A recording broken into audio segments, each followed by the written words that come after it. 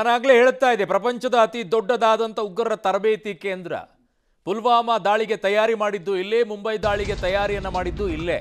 ಪಾಕಿಸ್ತಾನದ 2 ವಿಮಾನಗಳನ್ನು ಭಾರತೀಯ ಸೇನೆ ಹೊಡೆದುರುಳಿಸಿದೆ.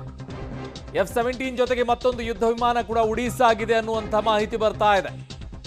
ಪಾಕಿಸ್ತಾನದ 2 ವಿಮಾನಗಳನ್ನು ಕೂಡ ಭಾರತೀಯ ಸೇನೆ ಹೊಡೆದುರುಳಿಸಿದೆ. F-17 ಜೊತೆಗೆ ಮತ್ತೊಂದು ಯುದ್ಧ ವಿಮಾನ ಉಡೀಸಾ ಆಗಿದೆ ಅನ್ನುವಂಥ ಮಾಹಿತಿ ಬರ್ತಾ ಇದೆ ಈಗ ಸದ್ಯಕ್ಕೆ. ಎಲ್ಲಿ ಏನು ಎತ್ತ ಅನ್ನುವಂಥದ್ದು ಡೀಟೇಲ್ಸ್ ಇನ್ನೂ ಕೂಡ ಬರಬೇಕಾಗಿದೆ. ಬಟ್ ಬೆಳಗ್ಗೆಯಿಂದಲೂ ಕೂಡ F-17 ಅದ್ರ ಬಗ್ಗೆ ಮಾತ್ರ ಅವಶೇಷಗಳು ಕಾಣಿಸ್ತಾ ಇದೆ. ಅದು F-17 ಅಂತಾನೆ ಹೇಳ್ತಾ ಇದ್ದಿದ್ದು. ಇನ್ನೊಂದು ವಿಮಾನ ಯಾವುದು ಅದು ಅನ್ನುವಂಥದ್ದನ್ನ ನೋಡಬೇಕು. ನನ್ನ ಸಹೋದ್ಯೋಗಿ ಈಗ ರಾಘು ಮರಿಸ್ವಾಮಿ ನನ್ನ ಸಂಪರ್ಕಕ್ಕೆ ಸಿಗ್ತಾ ಇದ್ದಾರೆ. ರಾಘು, ಈಗ ಬೆಳಗ್ಗೆಯಿಂದಲೂ ಕೂಡ ಕೇಳಿ ಬರ್ತಾ ಇದ್ದಿದ್ದು, ಚೀನಾದ F-17 ಅನ್ನ ಬಳಕೆ ಮಾಡಿಕೊಂಡು ಭಾರತದ ಮೇಲೆ ಅಟ್ಯಾಕ್ ಮಾಡೋಕೆ ಬಂದಂಥ ಸಂದರ್ಭದಲ್ಲಿ 100 ಮೀಟರ್ ಒಳಗಡೆಗೆ ಬರ್ತಾ ಇದ್ದಂತೆಯೇ ಇದನ್ನು ಹೊಡೆದಾಕಿದೆ ಭಾರತ ಅನ್ನುವಂಥದ್ದಿತ್ತು. ಬಟ್ ಇನ್ನೊಂದು ಯುದ್ಧ ವಿಮಾನವು ಕೂಡ ಇದೆ ಅಂತ ಹೇಳ್ತಾ ಇದ್ರು, ಕನ್ಫರ್ಮೇಷನ್ ಇರಲಿಲ್ಲ.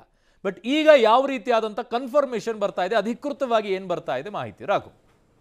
ಅರುಣ್, ಯಾವಾಗ ಏರ್ ಸ್ಟ್ರೈಕ್ ಆಯಿತು ಅದಾದ ಬಳಿಕವೇ ಕೂಡ ಅವರು ಕೂಡ ಪ್ರತಿದಾಳಿಯನ್ನು, ಅಂದರೆ ಪಾಕಿಂದಲೂ ಕೂಡ ಪ್ರತಿದಾಳಿಯ ಯತ್ನಗಳಾಯಿತು. ಅದಾಗ್ತಾ ಇದ್ದಂಗೆ ಏನು LOC ಏನಿದೆ ಅದು ಕ್ರಾಸ್ ಆಗ್ತಾ ಇದ್ದಂಥ ಸಂದರ್ಭದಲ್ಲೇ 2 ಯುದ್ಧ ವಿಮಾನಗಳನ್ನು ಹೊಡೆದು ಉರುಳಿಸಿದೆ ಅನ್ನುವಂತಹ ಮಾಹಿತಿಯನ್ನು ಸದ್ಯ ಸೇನೆಯೇ ಕೊಡ್ತು.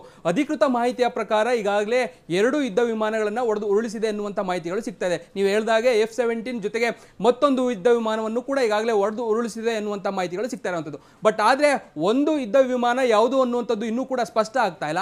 ಚೈನಾ ನೀಡಿದ್ದಂತಹ F-17 ಏನಿತ್ತು ಆ ಯುದ್ಧ ವಿಮಾನವನ್ನು ಮೊದಲಿಗೆ ಹೊಡೆದು ಉರುಳಿಸಿದ್ದಾರೆ. ಅದಾದ ಬಳಿಕ ಮತ್ತೊಂದನ್ನು ಹೊಡೆದು ಉರುಳಿಸಿರುವಂಥದ್ದು. ಅಂದರೆ ಮೊದಲಿಗೆ ಚೈನಾ ನೀಡಿದ್ದಂಥ F-17 ಏನಿತ್ತು ಅದು ಮೊದಲ ಹೊಡೆತ, ಅದಾದ ಬಳಿಕ ಮತ್ತೊಂದು ಏನಿತ್ತು ಅದು ಇನ್ನೂ ಕೂಡ ಸ್ಪಷ್ಟವಾಗಿಲ್ಲ. ಬಟ್ ಆದರೆ ಎರಡೂ ಕೂಡ ಯತ್ನವನ್ನು ಮಾಡಿದಂಥ ಸಂದರ್ಭದಲ್ಲೇ ಭಾರತ ಯಶಸ್ವಿಯಾಗಿ ಭಾರತ ಸೇನೆ ಅದನ್ನು ಮೆಟ್ಟಿ ನಿಲ್ಲುವಂಥ ಕೆಲಸವನ್ನು ಮಾಡಿದೆ. ಅಂದರೆ LOC ಯಾವಾಗ ಎಂಟ್ರಿ ಆಗ್ತಾ ಇದ್ದಾಗೆ 100 ಮೀಟರ್ ದಾಟಿ ಬರ್ತಾ ಇದ್ದಂಥ ಸಂದರ್ಭದಲ್ಲಿ ಅದನ್ನು ತಡೆಯುವಂಥ ಕೆಲಸಗಳಾಗಿದೆ. ಅಂದರೆ ಯಾವುದೇ ರೀತಿ ದೊಡ್ಡ ಮಟ್ಟದಲ್ಲಿ ಅದನ್ನು ಒಳಭಾಗಕ್ಕೆ ಬಿಟ್ಕೊಳ್ಳುವಂಥ ಕೆಲಸಗಳಾಗಿಲ್ಲ. ಅವರ ಮೊದಲ ಯತ್ನ ಏನಿತ್ತು ಆ ಮೊದಲ ಯತ್ನದಲ್ಲೇ ಅವರನ್ನು ಕಂಪ್ಲೀಟ್ ಆಗಿ ಫಿನಿಶ್ ಮಾಡುವಂಥ ಕೆಲಸವನ್ನು ಭಾರತೀಯ ವಾಯುಸೇನೆ ಮಾಡಿದೆ.